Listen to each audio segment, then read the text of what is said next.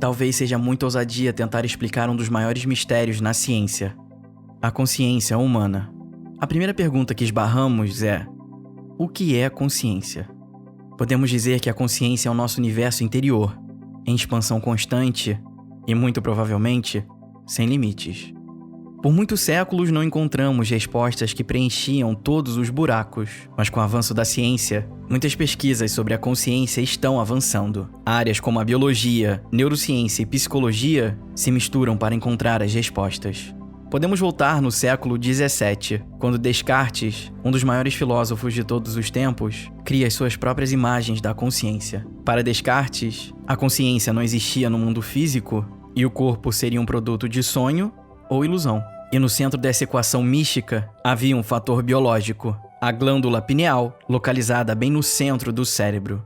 Seria por ela onde a gente se conectaria com a nossa consciência. Teoria um tanto quanto alternativa, mas foi assim que as primeiras questões surgiram. A gente se considera bem diferente de outras espécies, principalmente por sermos seres pensadores, criadores de tecnologia e autoconscientes. Mas para conectar tudo isso em uma rede que faça sentido, precisamos pensar: como será que é ser você?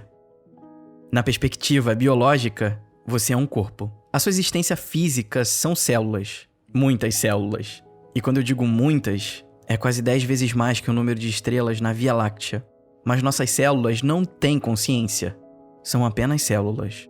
Elas estão lá, juntas, fazendo você existir.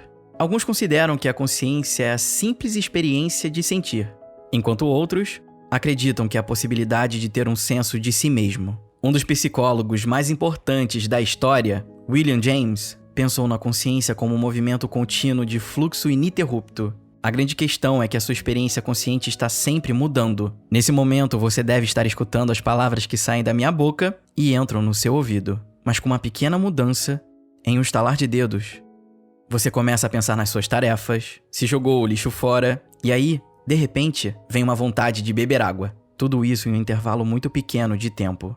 E talvez você nem tenha percebido esse fluxo consciente. Atualmente, a teoria do neurocientista Michel Graziano tem chamado a atenção. Ela diz que a consciência é a imagem perfeita da atividade do nosso próprio cérebro. Basicamente, o nosso cérebro processa as informações que vêm dos nossos sentidos com base nas entradas sensoriais. Conforme as informações vão chegando, ele as transforma em modelos que serão atualizados constantemente, com descrições de objetos e de eventos que acontecem ao nosso redor. Tudo que a gente conhece e reconhece é baseado nesses modelos que foram construídos pelo cérebro. Dentro deles, as informações não são tão detalhadas. Existe apenas o suficiente para tomarmos decisões acertadas. Por exemplo, um modelo que o cérebro constrói sobre o nosso corpo. Fisicamente falando, como disse antes, somos um monte de células. Mas o modelo que o cérebro consegue controlar é, por exemplo, a configuração dos nossos membros, até músculos, mas não células individuais. Se o nosso cérebro não tivesse o modelo do corpo, ele não saberia a sequência certa dos movimentos. E isso significaria uma vida baseada em cair no chão. O cérebro também precisa de um modelo dele mesmo.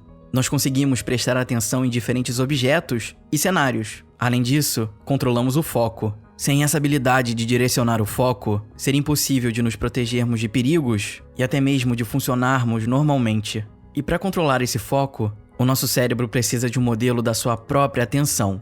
Então, nossa consciência seria formada pelos milhares de modelos que o nosso cérebro construiu, até dele mesmo. Mas se formos detalhar ainda mais a experiência consciente, existem mecanismos no cérebro que podem participar da sua construção, em particular, o correlato neural da consciência. Isto é, os mínimos mecanismos neuronais que, em conjunto, produzem uma experiência consciente. Se a gente der 2 passos para trás, podemos enxergar o cérebro como o próprio correlato neural da consciência, já que ele consegue produzir experiências. Mas ainda podemos ir além para encontrar onde a consciência está. Um dos circuitos mais antigos do nosso cérebro, em termos evolutivos, é o cerebelo, também conhecido como o pequeno cérebro. Ele está envolvido no controle motor, da nossa postura e na execução das sequências complexas de movimento.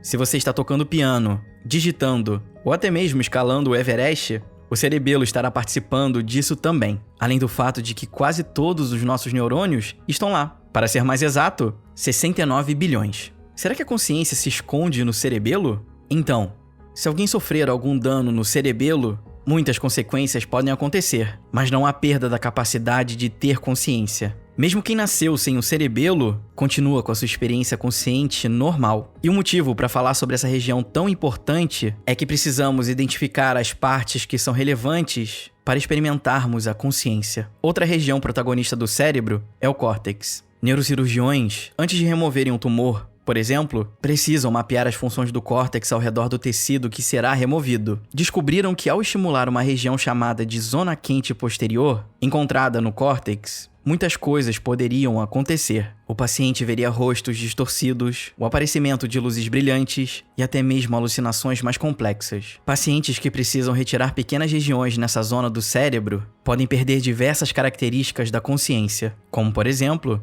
deixar de ter a habilidade de reconhecer rostos, perceber o movimento, cores e espaço. Com essas evidências, muitos pesquisadores acreditam que as experiências conscientes podem se originar ali. E o porquê isso acontece só nessa região e não em outra? Não sabemos.